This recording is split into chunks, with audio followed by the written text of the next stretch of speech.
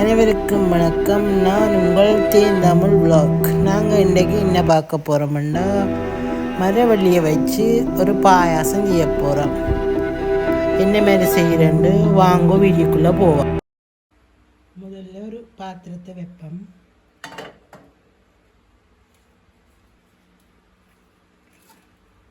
நெய் விட போகிறோம்.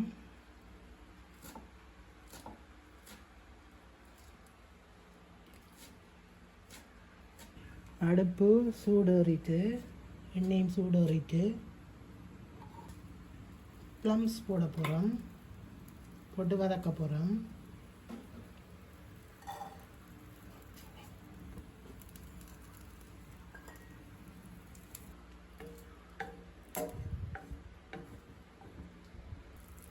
முந்திரியை நல்ல வடிவாக வதக்க போகிறோம். நெய்யில் போட்டு வதக்க முந்திரி நல்ல பபுள்ஸ் மாதிரி வரும். வரும்போது நல்ல வடிவாக பபுள்ஸ் மாதிரி வந்துட்டு இதை இறக்குவோம். அடுத்ததாக கஜுவையும் போட்டு இந்த நெய்யிலேயே வறுக்க போகிறோம்.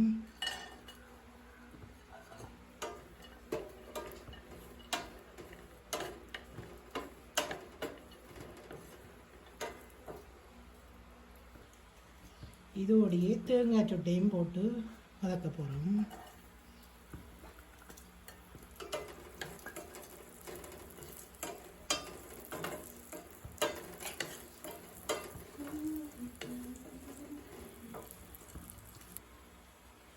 பாருங்கோ நல்லபடியாக வதங்கிட்டுது, பொன்னிறமாக வந்துட்டுது. இனி இதை இறக்கலாம். இந்த நெய் வறுத்ததுக்கே இந்த மரவள்ளி சீவலையும் போட்டு வதக்க போகிறோம்.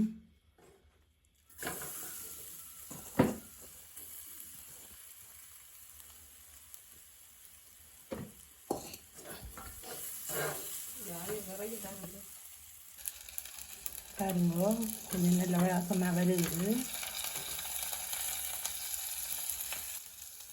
வதக்கிக்க இப்படித்தான் ஒன்றோட ஒன்றொட்டி வரும்.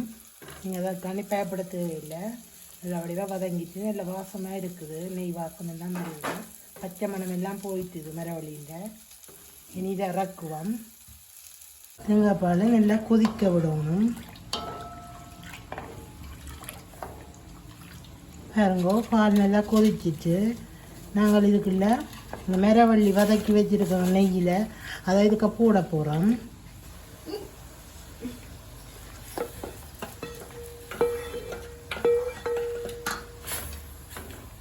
போட்டு நல்லபடியாக கிளறி விடணும்.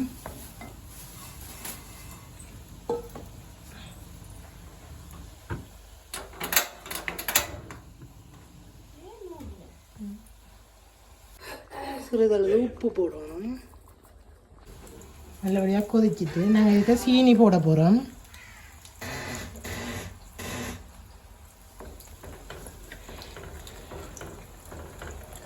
சீனியோட நாங்கள் உரிச்சு வச்சுருக்கிற ப்ளம்ஸ்,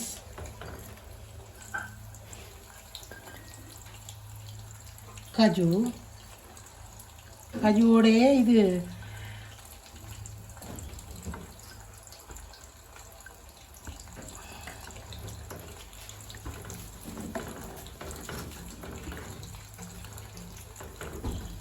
கஜுவோட தேங்காய் சுட்டி போட்டிருக்குறோம்.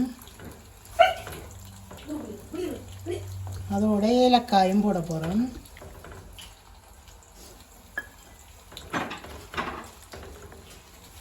போட்டு நல்லபடியாக கொதிச்சிட்டு நாங்கள் இறக்க போகிறோம்.